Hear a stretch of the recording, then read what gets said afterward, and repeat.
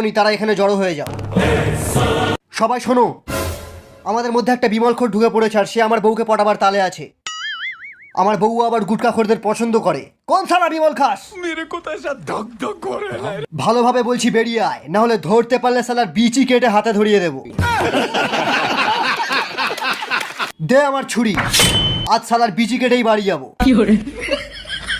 হ্যাঁ, বিমলের গন্ধ আসছে। এই তো পেয়ে গেছি।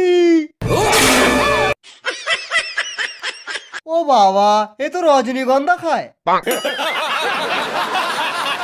অনেক খুঁজেছি বুঝলে, তবুও বিমল ঘোরটাকে পাওয়া যাচ্ছে না। ছাড়ো, বাদ দাও। আমার হাতে একটু থুতু ফেলো তো। হ্যাঁ, ধরে ফেলেছি, তোমারও থুতুতে বিমলের গন্ধ আছে, তার মানে ও এখানেই আছে।